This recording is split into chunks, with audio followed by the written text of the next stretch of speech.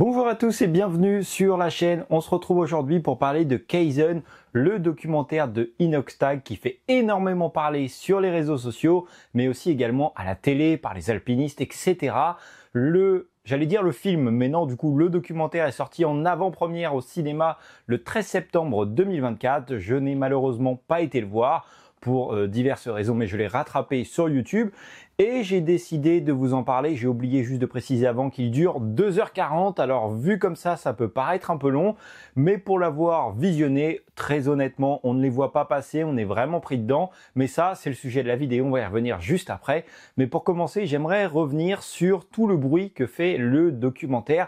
Et malheureusement, il ne fait pas que du bruit ambiant. Et après l'avoir visionné, alors je tiens à préciser que je ne suis pas Inoxtag particulièrement, hein, c'est pour pas que tu te dises si tu as détesté le truc ou si tu le détestes, que tu te dises bah le mec il l'aime bien, c'est pour ça qu'il donne un avis positif. Absolument pas, je connais de nom bien sûr, j'ai déjà vu 2-3 trucs, mais ce n'est pas quelqu'un que je suis, mais j'avais quand même envie de découvrir ce documentaire et surtout essayer de comprendre pourquoi les gens étaient si méchants, pourquoi ça faisait autant de bruit. Il y a énormément de débats qui sont pour moi absolument pas justifiés. Et d'ailleurs, ça va être un peu le premier point de cette vidéo, c'est toutes les critiques reçues. Alors il y en a diverses, que ce soit par les alpinistes ou que ce soit par les youtubeurs. J'ai vu pas mal de critiques passer. Alors j'ai pas forcément cliqué sur la vidéo et regardé dans son ensemble, mais rien que la miniature déjà était négative, notamment celle de Reg et les Gorillas. Alors j'espère que je prononce bien, qui est un youtubeur que je suis. Je regarde pas mal de ses critiques. Je pense que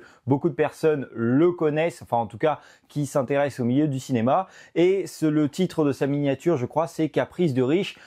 Et il y a plein de miniatures, plein de retours là-dessus qui critiquent un petit peu ça, mais je trouve pas ça justifié parce que si on regarde, il a rien fait de mal.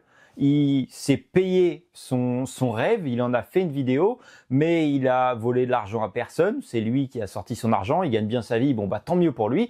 Il a payé un truc, mais il a fait de mal à personne et je vois pas pourquoi on va lui tirer dans les pattes. Ce que je veux dire, c'est que bah c'est comme n'importe quel film.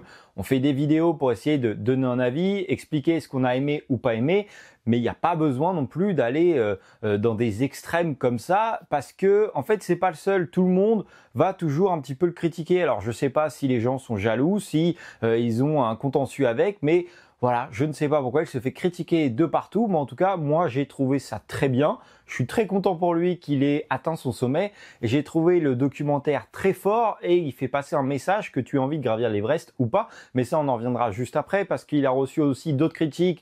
Il y a un alpinisme, mais ça faisait vraiment le mec qui est un petit peu jaloux, énervé ou quoi que ce soit parce que il a critiqué le fait qu'il ait fini l'Everest avec de l'oxygène.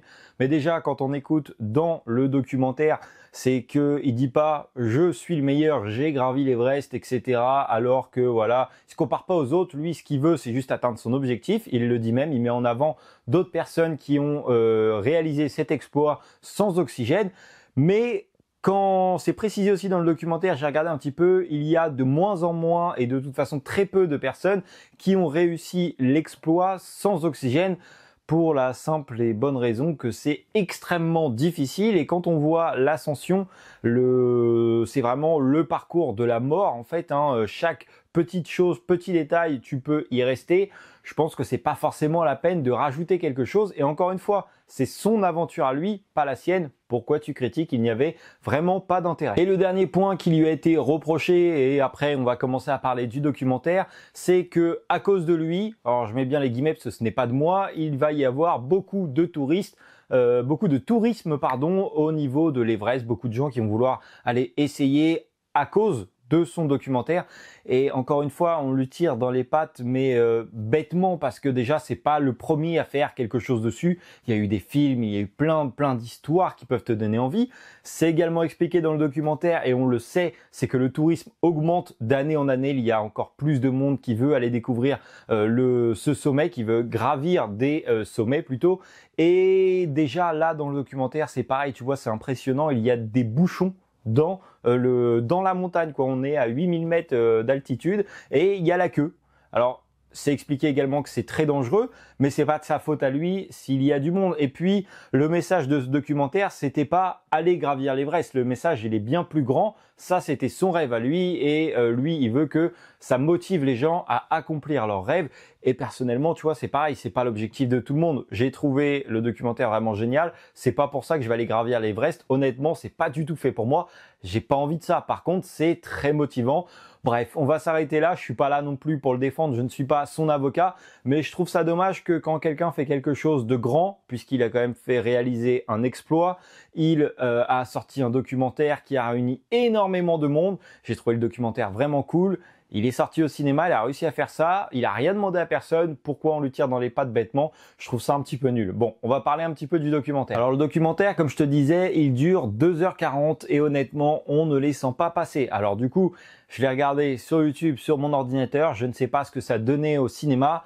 Il n'y a pas forcément grand chose qui peut être grandiose au cinéma, si ce n'est le grand écran, puis il y a quand même quelques musiques qui accompagnent le documentaire qui peuvent être sympas, mais sinon ce n'est pas non plus un film. Mais ça aurait pu quand même être cool de pouvoir le découvrir au cinéma.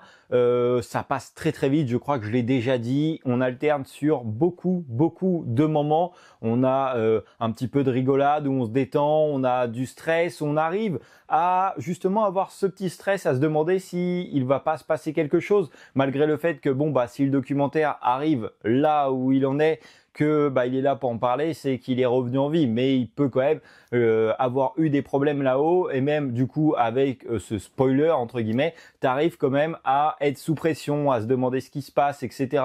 Et puis il se sert de ce documentaire, il fait pas juste une petite vidéo histoire de vous dire ça y est, j'ai réussi mon rêve. Il a voulu partager plein de trucs.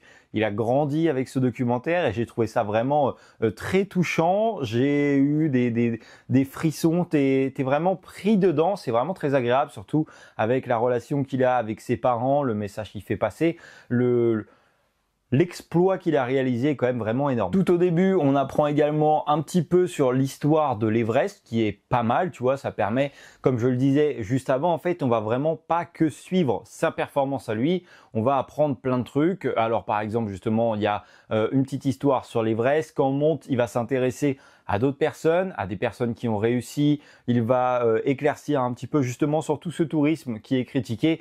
Et effectivement, quand tu sais que l'ascension est déjà extrêmement dangereuse, pour la glace qui peut se briser, tu peux tomber, un bloc peut s'écrouler sur toi, il y a vraiment la mort à tous les coins de rue. Et justement, le tourisme, les bouchons qu'il y a, c'est encore plus dangereux parce qu'au final, tu attends dans une zone qui était peut-être dangereuse.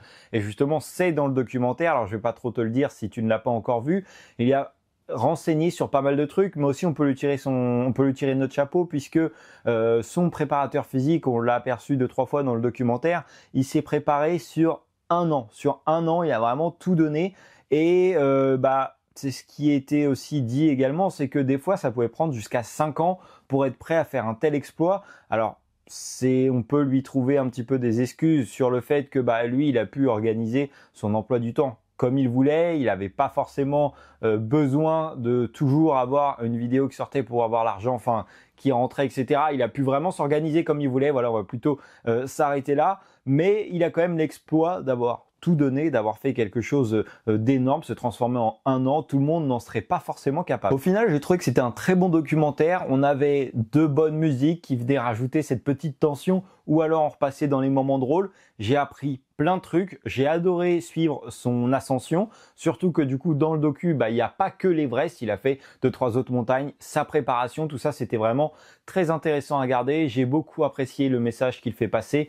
Il encourage les gens à réaliser leurs rêves. C'est vraiment très, très motivant. La relation avec ses parents était vraiment très cool. La réalisation est vraiment bonne. Surtout que la 3/4 du docu est vraiment réalisé dans des conditions ultra dures et pourtant, à part à quelques endroits où tu vois, que c'était des caméras fixées, mais ce qui est normal parce que tu peux pas faire autrement.